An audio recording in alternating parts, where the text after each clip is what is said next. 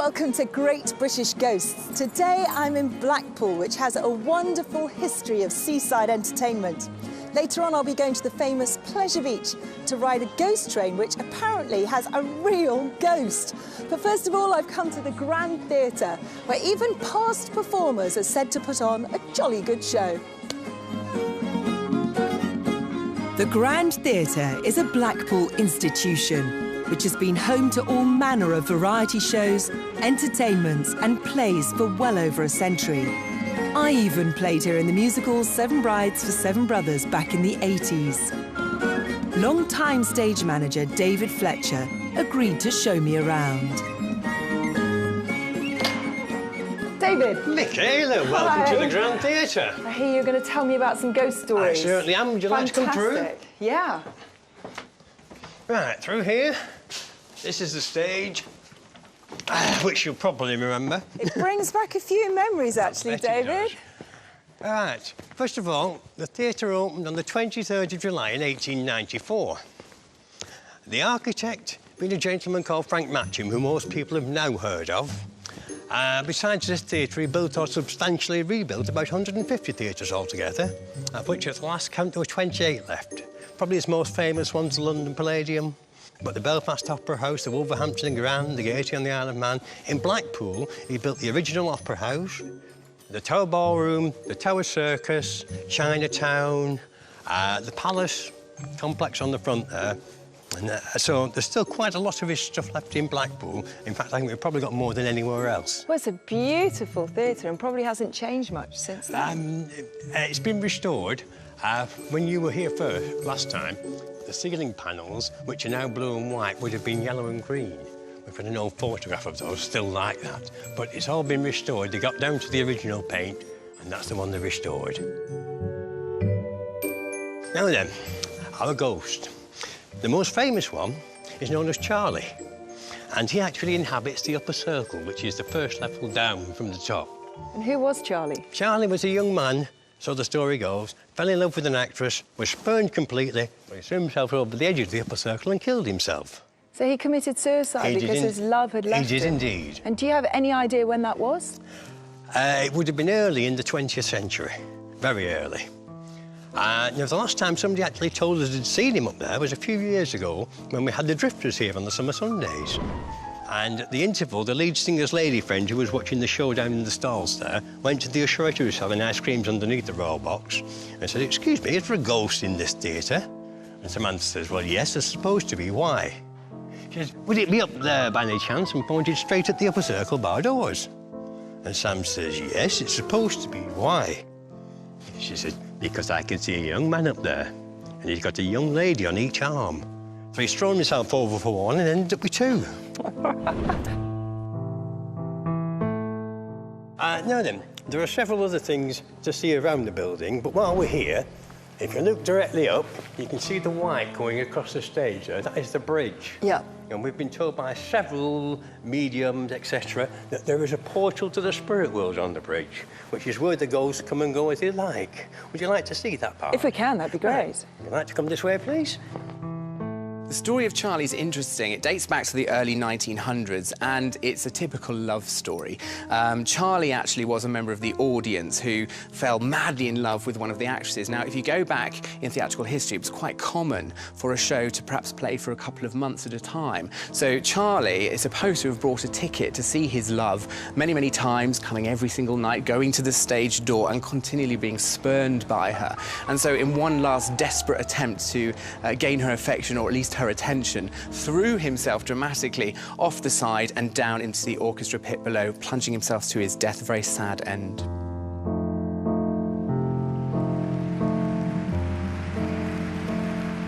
David, you've been here for 30 years. Have you seen the ghosts? Not personally. I mean, I don't doubt, but I haven't seen one personally. But apparently, there is one that follows me around occasionally. Do you know who it is? Yes, it's the original owner of the place, a gentleman called Thomas Sargison. Well, so he just keeps an eye on you? Apparently he likes the way I look after the theatre. But you've never seen him or sensed him? No, not personally. No, this is the level where we are now. This is where all the ghosts are. Oh, great. So this is where all the sceneries drop down onto the stage? This is where all the flying's done from. You see all the bars across the top there. Yeah. We have 50 hanging bars from front to back of stage. The ladder there goes up to the grid. That's the highest point of the theatre, by the way. These boxes connect directly to the lighting box at the back of the dress circle, and these control all of the lights above the stage. Gee, there are an awful lot of bits of wire there's and lots cables of points and corners and what have you. No, this is the bridge I was telling you about that goes across the stage, and the portal to the spirit world apparently is just about 3 or 4 feet actually on the bridge. Actually on the bridge? That's it. That's apparently though, isn't it? Well, I'll follow you. This is it. Now then, fair enough. But if you disappear, don't blame me. Right, this way, please. This is very Phantom of the Opera, isn't it? Oh, yes. This is where all the ghosts just drop things on people that are behaving badly. This is where you drop head. rubber chickens and things like that. You okay? This is where you drop rubber chickens from. And this is where it snows from and things like that. So has a ghost been seen on here? Well, funny enough, we had one of the mediums here, and he actually found the ghost just this side of the portal. The original owner of the place is the ghost that follows me around occasionally. And he actually saw him? He not only saw him, he got the ghost to come inside him so that we could talk to the ghost. What did he say? Well, first of all, of course, the first question he asked him was, who was he? And, in rather a gruff voice, he said, I'll tell you later. And several times he asked him who he was, and same reply. And then, right at the end, when he finally asked him again who he was, or if somebody else asked him, it wasn't actually him obviously, because he was, the ghost was talking through him.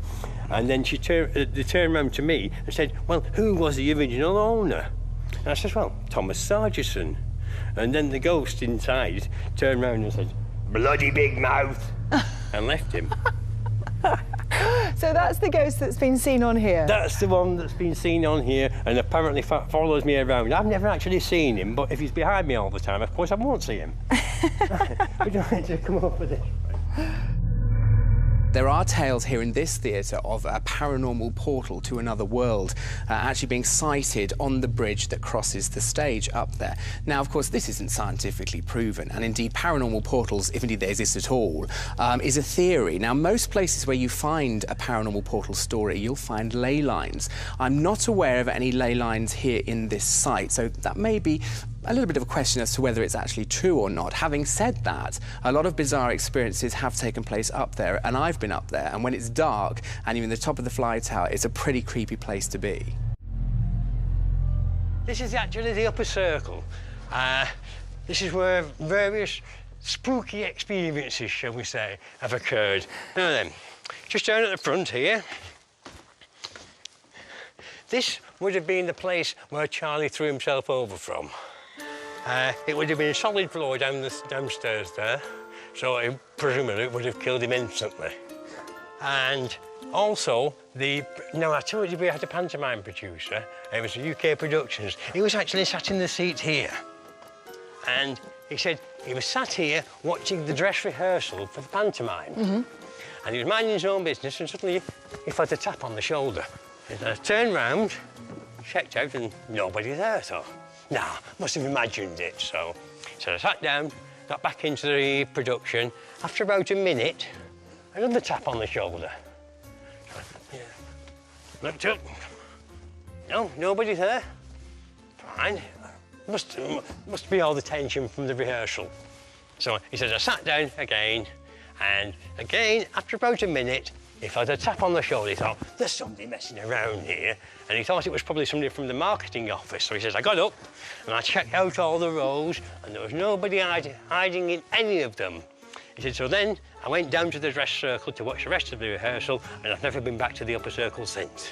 Do you know, David, I think that ghost has seen too many pantos and he was doing that sketch. It's behind you. Oh, no, it isn't. Oh, yes, it is.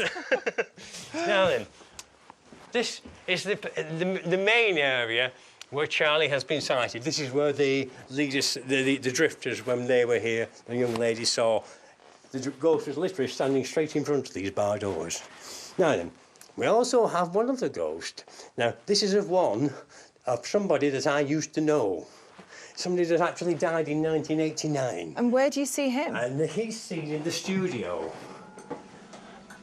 If you accept the producer's story that he felt a tapping on his shoulder, and who might question him, then it throws up a lot of questions, because it's one thing having a haunted building and people seeing things, but actually physically touching you is quite different. If you look at the history of ghosts generally, there are lots and lots of reports of poltergeists where they physically interact with items and with people. The interesting thing for me, though, about this story with the producer is that it happened 3 times. It happened once, he looked around, thought maybe I'd imagined it. It happened twice, looked again. On the 3rd time, he assumed that somebody was playing a prank on him. But if you look at where he was sat, it is the spot where Charlie is supposed to haunt.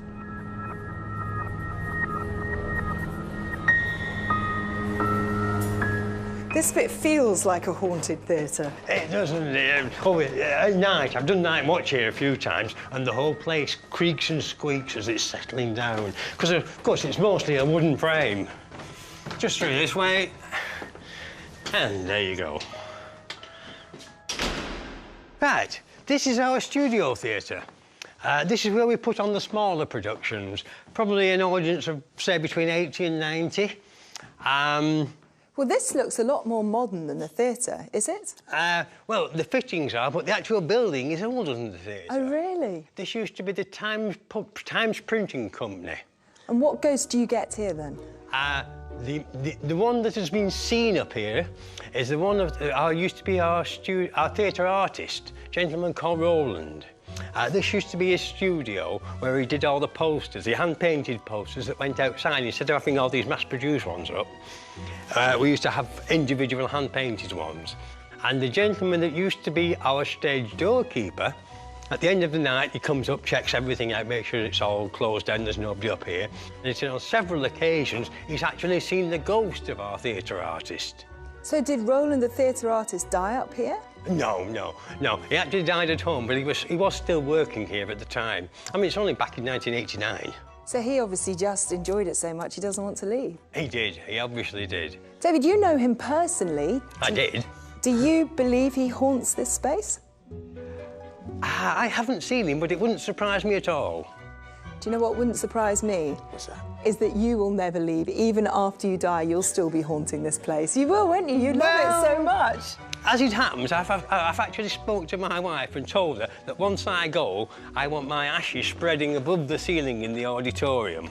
And it will be the ghost of David haunting the ground. If nobody else is here, I will be.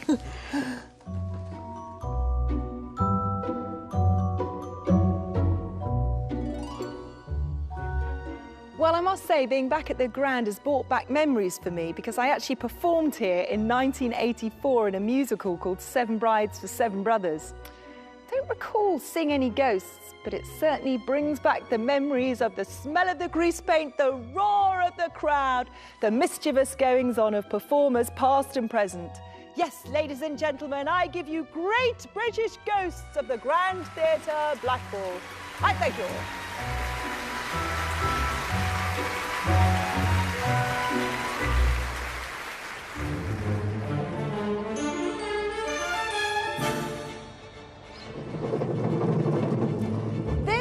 Blackpool Pleasure Beach. Not the obvious place to look for ghosts, especially on the Alice in Wonderland ride. More likely to find a Cheshire Cat and a White Rabbit. So, which ride is haunted? Well, believe it or not, it's the ghost train.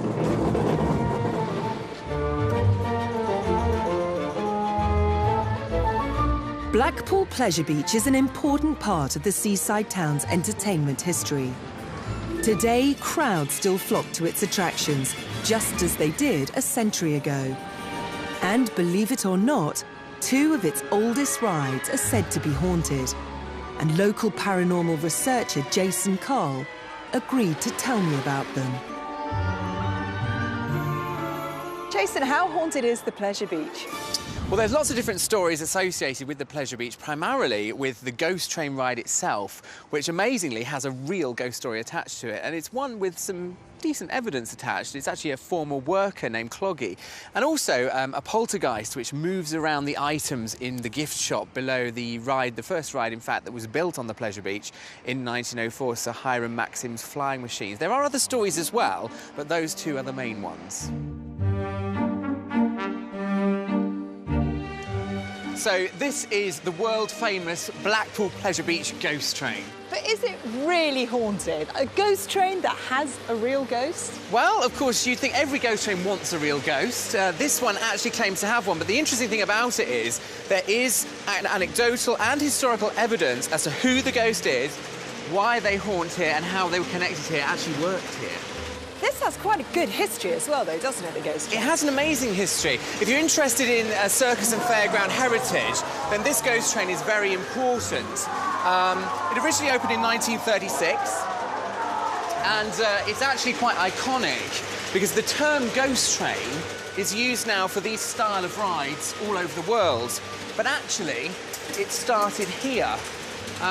When the ride was brought into England for the Pleasure Beach in the 1930s, it was known as the Pretzel Ride, which of course isn't a very scary name. And at the time, the West End play, The Ghost Train, of course very, very famous, was doing really well at the box office. So the people operating the ride here in the park decided, well, hold on a minute, let's use that. Let's call this ride the Ghost Train. And that's what they did. Am I going to be scared? Do I need to hold your hand?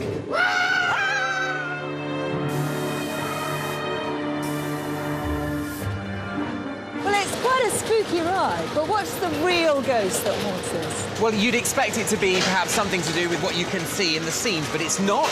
It's actually a guy called Cloggy, and he was called Cloggy because he always wore a pair of clogs to work here on the ghost train.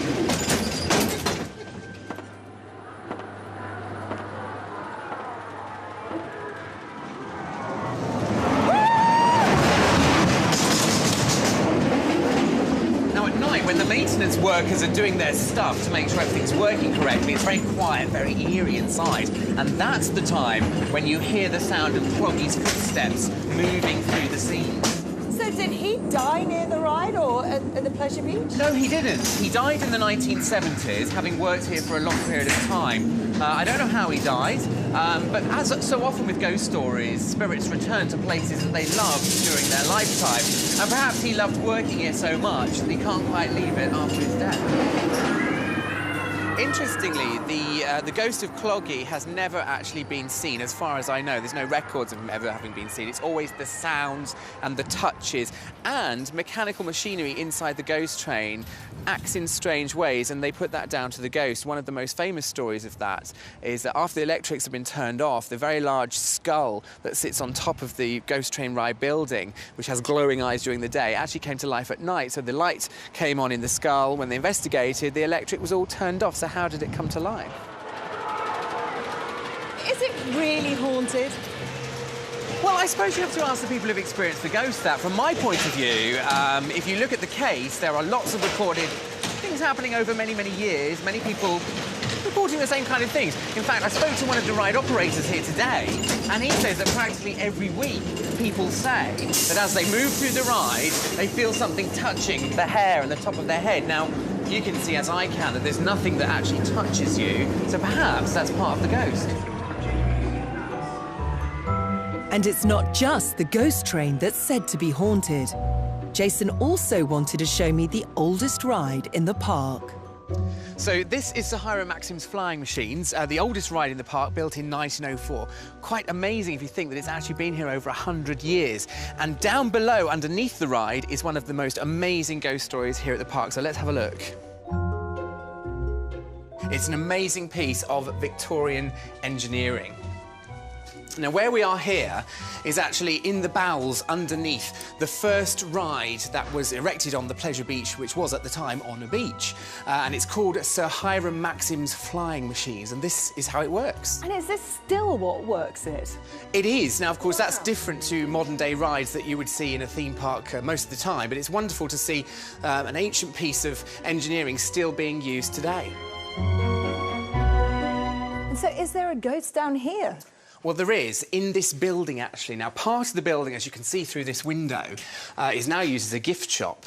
And the story has it that a poltergeist haunts the gift shop. Now, why would there be a poltergeist down here? I mean, hopefully nobody died on the ride ever. Not that I know of. Certainly haven't heard that story. Possibly it's connected to what actually happened on the land itself, because what was here before the ride was actually a Romany gypsy encampment, and of course Romany gypsies, superstitious, fortune tellers, all of that kind of thing. Maybe there's a connection there. But the actual poltergeist ghost itself, many people have described who've seen it as a small child, a young girl about 9 years old. It moves things around, as poltergeists tend to do, and there's an interesting story from 1998. Now, at that time, they were introducing a new product range into the shop, and each morning when the people operating the shop came back into the store, this particular product range had moved. They kept putting it back again to where they wanted it to be, and each night they come back again, it'd been moved. So in the end, they gave in to the ghost and left it where she wanted it to be. Do you think the poltergeist just didn't like the new range?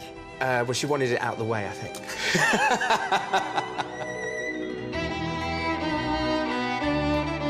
Well, it really is quite amazing that there is a haunted ghost train and ghosts in the gift shop here. Mind you, when you look at the pleasure beach now at the end of the day when all the people have gone home, it does take on a bit of a spooky atmosphere. See you next time. Bye-bye.